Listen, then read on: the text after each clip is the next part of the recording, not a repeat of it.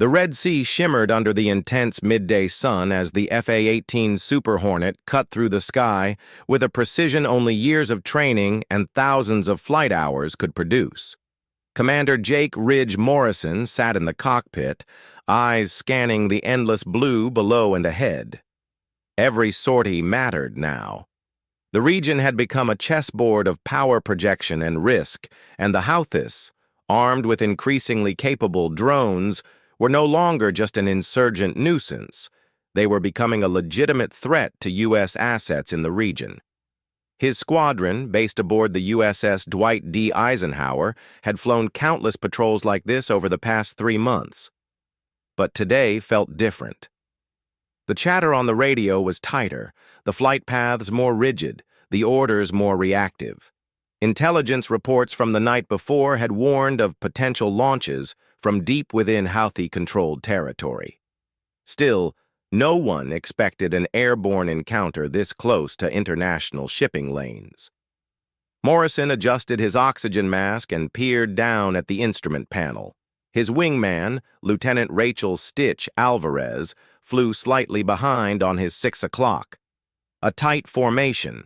They were tasked with sweeping a corridor recently flagged by Navy ISR drones. No contact yet, but signals had been murky, and electronic interference was picking up. The Houthis had been experimenting with jamming tactics, basic but improving. A sudden ping broke the silence in his headset. "Ridge, got something on radar. Low altitude, fast moving, bearing 260. Stitch's voice was sharp, calm. "Visuals?" Ridge replied, banking left. "Nothing yet. Could be ground clutter, but it's tracking." He keyed into the squadron's command frequency. "Falcon Base, this is Ridge 2. We've got possible inbound bogeys, confirm?" A short pause, then a reply. "Ridge 2, Falcon. We're seeing it too. Unidentified UAVs, likely Houthi in origin. Return on equity remains hold. Monitor and maintain distance." "Copy." Ridge exhaled slowly, scanning the horizon. "Let's go get a closer look." They descended a few hundred feet, the Super Hornets gliding effortlessly as the Red Sea drew closer beneath them.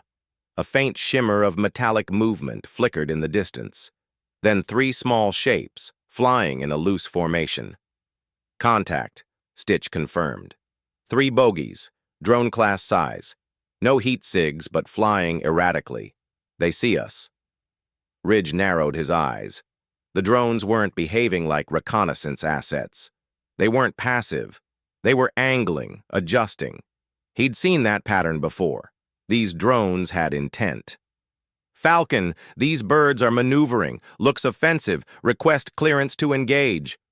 Silence again, then, "Negative, Ridge. Maintain shadow.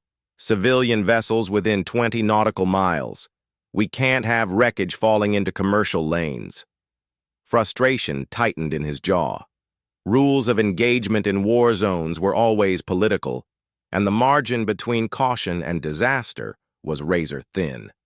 The drones began to climb. One peeled off and buzzed directly toward them. "They're targeting," Stitch said.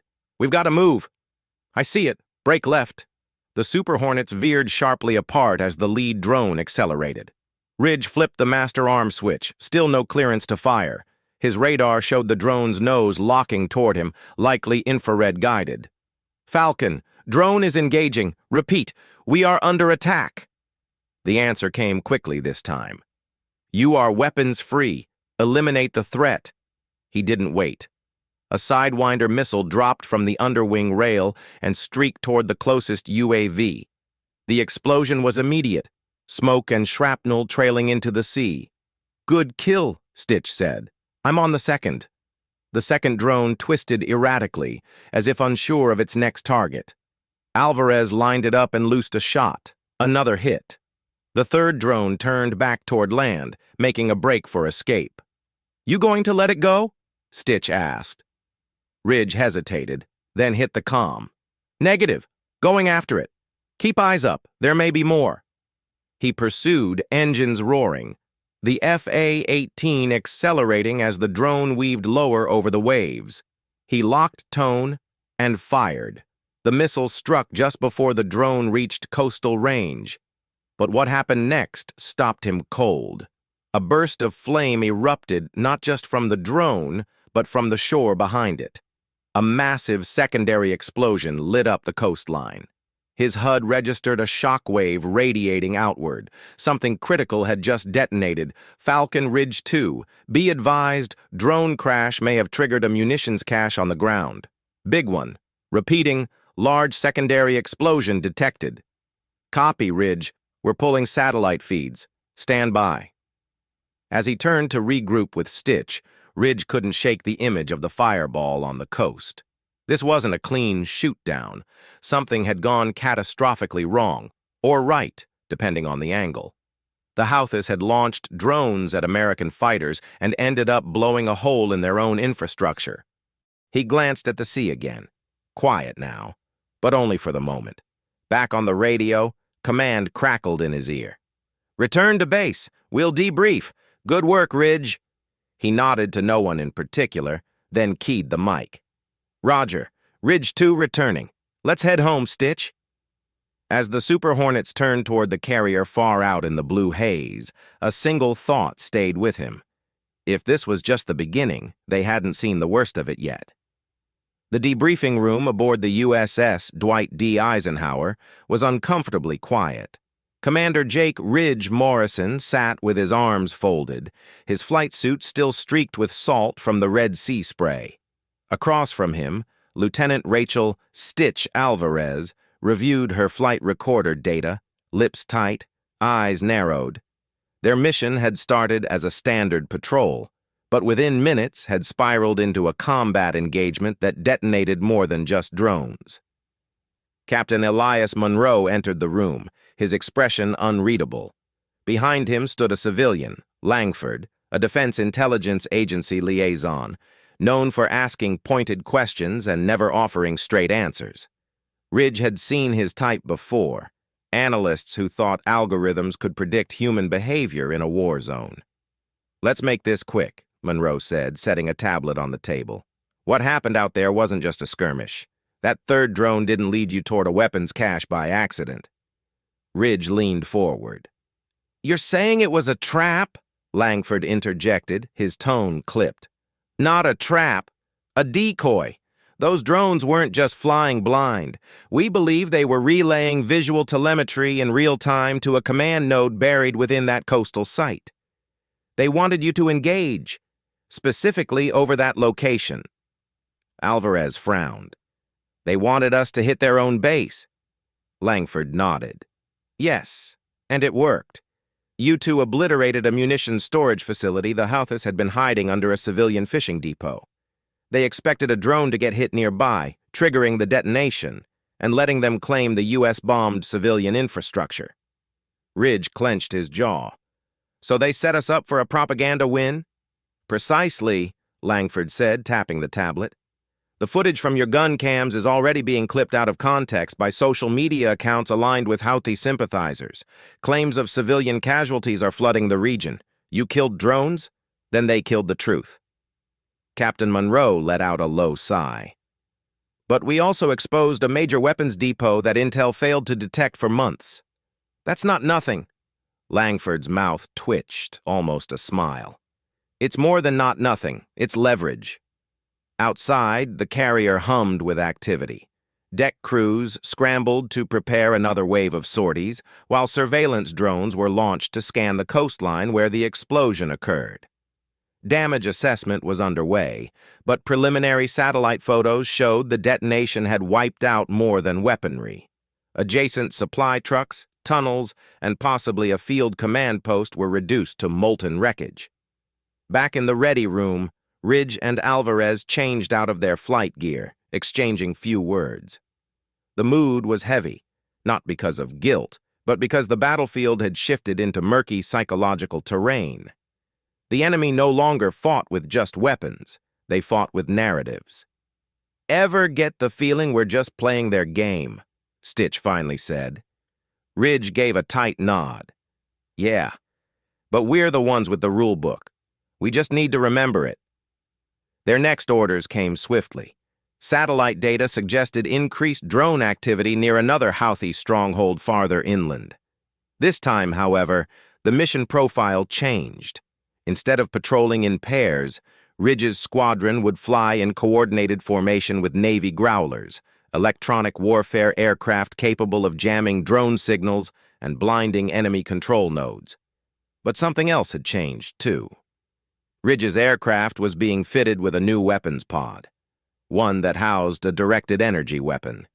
It was an experimental addition, not yet officially combat tested, but the Pentagon had quietly authorized its deployment. On the tarmac, Ridge approached the armaments crew. "Laser pod?" he asked. The chief technician nodded. 50-kilowatt class. Can disable optics, guidance systems, and fry processors. Won't give you a flashy explosion, but it'll turn a drone into a brick mid-air. "Perfect," Ridge muttered, almost to himself. By dusk, the Super Hornets were airborne again. This time the skies felt colder, more calculated. There was no romanticism of dogfights or valor. It was chess now, silent, high stakes, and watched by millions from behind screens and policy briefings. The flight formation cut through the night, radar pings sweeping clean sectors. Moments later, Ridge spotted the first blip. One drone, then another, then 6. They came from the northeast, loosely spaced but closing in. "Multiple UAVs on Vector 180, Alvarez reported. "They're coming straight for us, fast!" "Stitch, light up the jammers," Ridge ordered. The electronic hum of the Growler kicked in, spreading a cone of disruption. The lead drone dipped erratically, losing altitude. Ridge armed the laser pod, targeting the next drone's heat signature. "Firing now." The invisible beam connected. Nothing at first. Then a puff of smoke, and the drone lost control, spiraling into the sea. Another followed, and another. Alvarez whooped over the comms. "That's 3 down! They're blind, Ridge!" But the remaining drones shifted strategy. They didn't flee. Instead, they accelerated toward the Growler. "Falcon Command, we've got incoming targeting the EW craft," Ridge radioed, "requesting permission to engage with lethal force." "Granted. Take them out." No hesitation. Ridge peeled into a dive, acquiring the lead drone and letting loose a missile. It connected, turning the sky briefly orange. Alvarez scored the second, and the third was sliced mid-air by a burst from a tailing Hornet's cannon. When the sky cleared, silence returned. Not a single friendly aircraft had been hit. Ridge checked his panel. "All birds accounted for?" "Affirmative," Stitch replied. "Mission successful." They turned home, engines glowing red against the darkening horizon. Ridge said nothing for a long moment. Then, "They brought drones. We brought lasers." "And next time," Alvarez asked, "we bring something even worse." Night descended over the Red Sea like a velvet curtain, swallowing the horizon in ink-black silence. Deep within the operations room of the USS Gerald R. Ford, tension ran like a taut wire. Final checks echoed through headsets, while green-lit monitors blinked with life.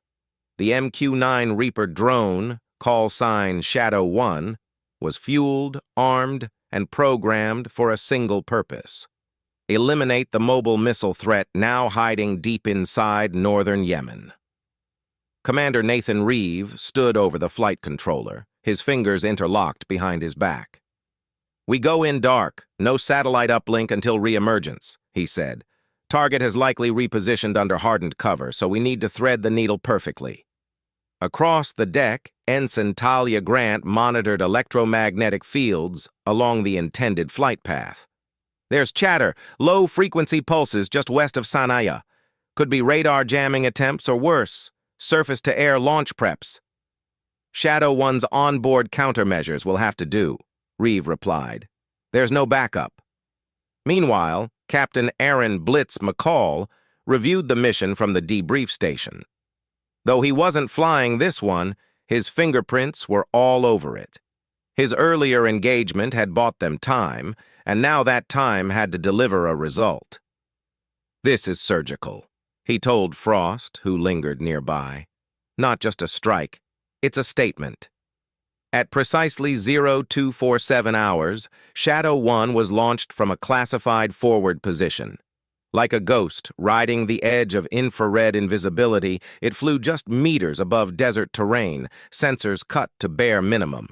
The drone slipped under radar nets, past thermal watch posts, and into the very belly of the beast. In the control bay, the flight officer leaned forward. "Crossing into engagement zone. Acquiring lock." Live feeds painted a grainy picture. A convoy of camouflaged trucks, concealed beneath netting in a wadi outside Hadja.